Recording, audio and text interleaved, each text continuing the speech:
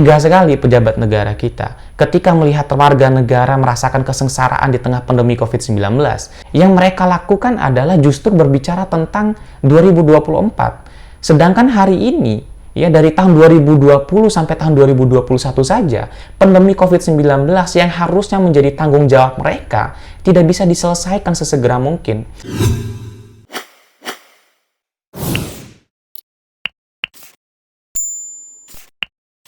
Halo, kembali lagi bersama Yusril Iza Mahendra. Teman-teman semua, di konten kali ini saya ingin membicarakan beberapa hal yang terjadi di beberapa hari belakangan ini. Yang pertama, kita mulai dari seruan aksi demonstrasi untuk mengepung kantor DPR dan Istana Negara yang diserukan oleh PBHMI di bawah Komando Abdul Muiz. Ini menjadi sesuatu hal yang saya buat di konten sebelumnya, dan kemudian ujung dari seruan itu akhirnya kemudian beberapa hari yang lalu ya Abdul Muiz dikabarkan menghilang, dan setelah beberapa waktu kemudian akhirnya Abdul Muiz ditemukan. Yang ingin saya soroti dari peristiwa ini, ketika seruan aksi demonstrasi dari PBHMI digaungkan, kemudian berujung pada hilangnya Abdul Muiz, ini menjadi sesuatu hal yang sangat penting untuk kita soroti. Kenapa? Apabila ini terjadi, apabila memang benar bahwa Abdul Muiz berada di bawah tekanan ketika memang menyerukan demonstrasi di tengah pandemi, menyerukan demonstrasi mengepung kantor DPR dan Istana Negara di tengah pandemi COVID-19, apabila ini terjadi akibat dari seruan aksi demonstrasi kemudian hilangnya seorang tokoh dari organisasi, ya kita seakan-akan dibawa kembali ke era yang sama.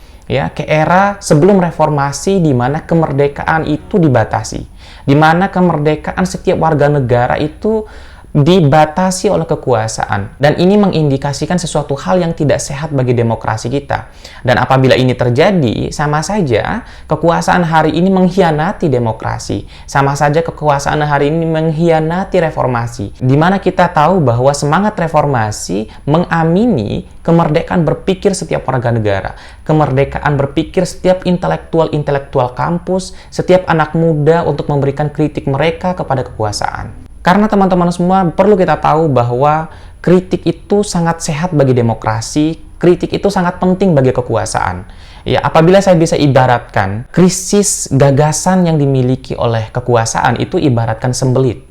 Maka kritik dan evaluasi dari warga negara, dari intelektual seperti mahasiswa misalkan, itu laksana stimulus yang akan melancarkan pencernaan dari kekuasaan. Sehingga kekuasaan tidak boleh anti kritik, kekuasaan tidak boleh membatasi kemerdekaan dari setiap warga negara. Itu yang pertama. Kemudian kedua, yang menjadi sesuatu hal yang perlu untuk kita soroti, yaitu rencana untuk mengechat ya pesawat kepresidenan. Ini menjadi sesuatu hal yang dibicarakan banyak sekali di media sosial, bahwa rencana pengecetan ini sebenarnya tidak urgent menurut beberapa netizen, menurut beberapa orang. Kalau menurut saya, pengecetan pesawat presiden ini adalah sesuatu hal yang sebenarnya tidak urgent. Karena kita tahu bahwa di tengah pandemi COVID-19, di tengah krisis kesehatan dan krisis ekonomi yang dirasakan oleh warga negara, harusnya ada tindakan-tindakan yang lebih memperhatikan rakyat yang dilakukan oleh kekuasaan. Jangan justru pejabat negara, kekuasaan hari ini mempertontonkan arogansi mereka kepada rakyat Indonesia. Jangan sampai kemudian rencana pengecetan ya pesawat presiden itu akhirnya kemudian melukai warga negara. Karena bukan persoalan warna cat pesawat itu biru tua, biru muda, atau warna hijau, atau warna merah misalkan. Bukan warnanya yang kita permasalahkan. Tetapi yang menjadi persoalan adalah di mana etika publik yang dimiliki oleh kekuasaan hari ini, di mana etika dari pejabat negara kita ketika melihat warga negara yang sengsara karena pandemi COVID-19, ketika melihat warga negara yang kelaparan dan meninggal dunia karena pandemi COVID-19, tetapi yang dilakukan oleh kekuasaan, yang dilakukan oleh pemerintah hari ini merencanakan itu. Ini kan sesuatu hal yang tidak urgent. Pengecetan pesawat presiden sama sekali tidak bisa menunjang ya kebahagiaan rakyat Indonesia di tengah pandemi COVID-19.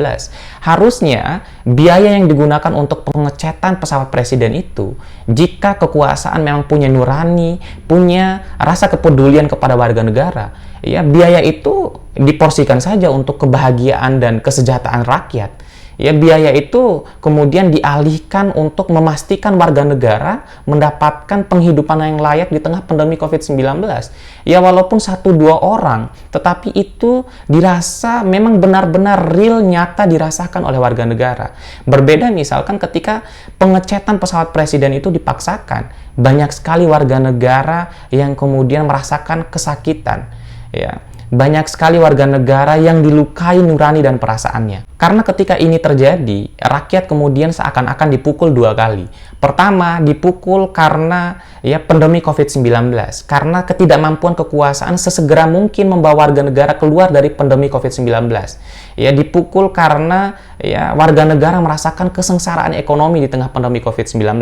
Kemudian dipukul kedua kalinya ketika melihat wacana dan rencana dari pejabat negara kita untuk mengecet pesawat kepresidenan. Kemudian warga negara beranggapan bahwa pemerintah hari ini lebih mempedulikan pesawat kepresidenan daripada kesehatan warga negaranya, daripada kesehatan 1-2 orang warga negara. Karena seharusnya misalkan uang yang diperuntukkan untuk pengecatan pesawat dialihkan untuk kesejahteraan 1-2 orang, itu rasanya jauh lebih berfaedah apabila dilakukan oleh kekuasaan. Dan melalui konten ini saya ingin memberikan masukan kepada kekuasaan bahwa kekuasaan harusnya memperhatikan adanya nilai-nilai publik, ya. Harus memperhatikan adanya etika publik ketika ingin melakukan sesuatu hal. Jangan sampai kemudian rencana, keinginan dari kekuasaan di tengah pandemi COVID-19 seperti ini justru kemudian menambah kesengsaraan rakyat, membuat rakyat semakin merasa bahwa mereka dihianati oleh kekuasaan.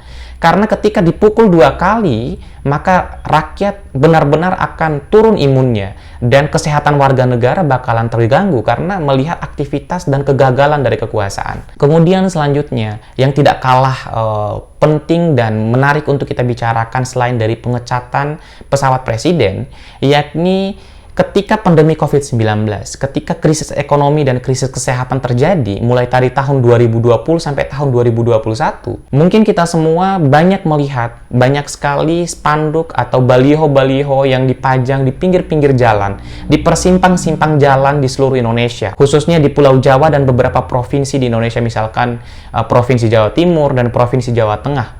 Dari semua itu, yang ingin saya sampaikan bahwa kok tega sekali pejabat negara kita ketika melihat warga negara merasakan kesengsaraan di tengah pandemi COVID-19, ketika warga negara merasakan tidak bisa makan dan kelaparan di tengah COVID-19, tetapi yang mereka lakukan adalah justru berbicara tentang 2024. Sedangkan hari ini, dari tahun 2020 sampai tahun 2021 saja, pandemi COVID-19 yang harusnya menjadi tanggung jawab mereka tidak bisa diselesaikan sesegera mungkin.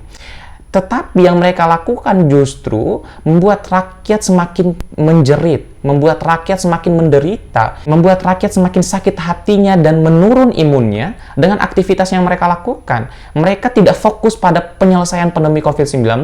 Sekarang yang mereka pikirkan justru bagaimana mendapatkan kekuasaan di tahun 2024. Mungkin menurut beberapa orang, ini adalah sesuatu hal yang sederhana. Tetapi menurut saya pribadi, atau mungkin beberapa orang, ini adalah sesuatu hal yang sangat menciderai nurani publik. Di mana kita tahu, di tengah pandemi COVID-19, ketika krisis ekonomi dan krisis kesehatan terjadi, ini kan adalah tanggung jawab dari setiap elemen bangsa.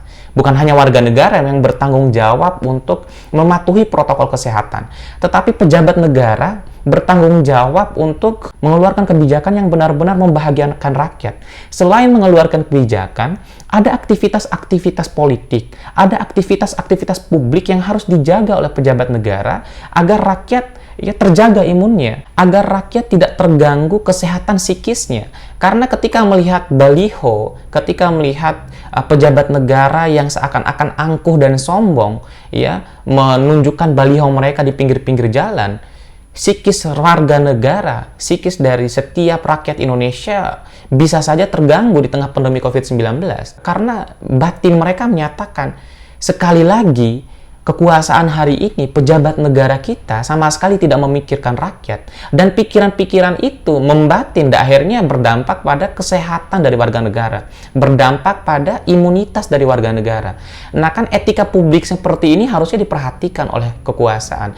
Moral yang seperti ini harusnya benar-benar diperhatikan oleh pejabat negara kita. Bisa kita bayangkan, ketika di satu sisi banyak ambulan yang berlalu lalang di jalan raya, di persimpang jalan, tetapi di sisi lain, di situ ada spanduk dari pejabat negara kita yang seakan-akan mengenyampingkan ambulan yang lewat, yang seakan-akan tidak mempedulikan adanya ambulan yang mungkin di situ ada orang meninggal, yang mungkin di situ ada orang yang sedang sesak napas. Tetapi justru yang dilakukan oleh pejabat negara mementingkan egosentris kekuasaannya daripada kepentingan dari warga negara. Ini menjadi sesuatu hal yang sangat menciderai nilai-nilai publik. Ini benar-benar menciderai apa yang sebenarnya harus dilakukan oleh kekuasaan. Kekuasaan hari ini bisa memperhatikan ketika banyak sekali ambulan yang lewat, yang mungkin di situ ada orang meninggal dunia, ada orang yang sesak nafas, ada orang yang kemudian dirujuk ke rumah sakit, ada orang tua yang kehilangan anaknya, ada anak yang kehilangan orang tuanya, ada istri yang kehilangan suami dan suami yang kehilangan istrinya, atau mungkin ada keluarga yang kehilangan kerabatnya. Ini harusnya dipikirkan oleh kekuasaan. Kekuasaan tidak boleh kemudian seakan-akan arogan, seakan-akan sombong terhadap kepentingan dari warga negara. Sedangkan seperti yang selalu saya ingatkan bahwa tujuan dari pemerintah yang berkuasa itu adalah untuk melindungi segenap bangsa Indonesia dan seluruh tumpah darah Indonesia. Bahkan pejabat negara ketika mengklaim dirinya sebagai seorang tokoh publik, sebagai pejabat negara, maka mereka harus mengenyampingkan kepentingan pribadi mereka, harus mengenyampingkan kepentingan kekuasaan mereka. Mereka harus memprioritaskan kepentingan warga negara. Karena bagaimanapun warga negara itu harus menjadi prioritas utama di dalam penyelenggaraan negara. Jangan sampai justru rakyat dirugikan atas kebijakan dan aktivitas yang mereka lakukan. Jangan sampai rakyat dicederai hati dan nurani mereka atas perilaku-perilaku yang dikeluarkan oleh pejabat negara hari ini.